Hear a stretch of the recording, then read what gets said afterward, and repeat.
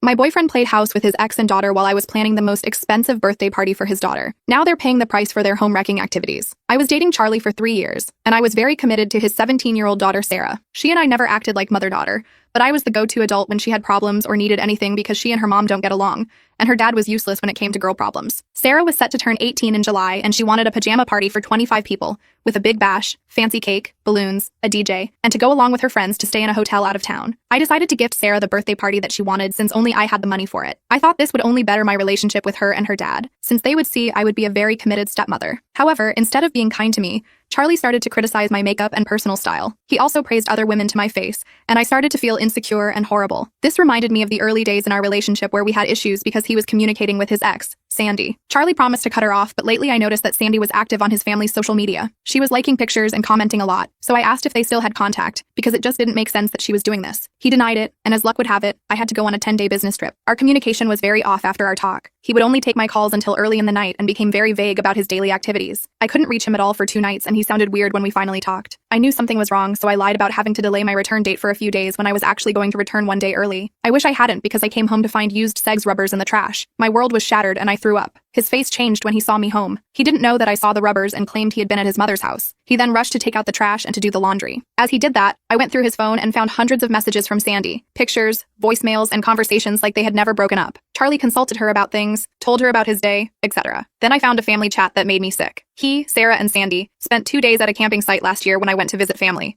There were also pictures from last Christmas with his ex at his mother's house. I felt so humiliated that he had a full-blown relationship behind my back, and his entire family was aware of it. I confronted him and he denied it until I played one of the voicemails. I couldn't take the embarrassment I felt, so I moved out weeks later. I also decided to cancel Sarah's birthday party. When they found out, they rained hell. Charlie told me it was fair that I was angry at him, but I shouldn't take that out on his kid. He said he can't afford this bash on his own, and Sarah would be devastated since she's been talking about this for years. Sarah told me this would ruin her socially because she had already invited people and said this wasn't her fault, so she shouldn't be punished, and she would never forgive me if I canceled. I told Charlie this was all his own fault, and that if he had kept it in his pants, his daughter would still be having the birthday party of her life. I told him he needed to reevaluate his life and stop being a selfish piece of crap. To Sarah, I told her that I know she's a teenager and has no control over her dad's actions, but she seemed awfully comfortable in her pictures with his ex. I told her she took half the blame because she had so many chances to tell me or talk to her dad about his actions. But instead, she participated in his home-wrecking events and embraced her dad's cheating. I told them both that I refused to contribute to a celebration so that their crappy family could eat and drink on my dime. I'm too disgusted to back out from my decision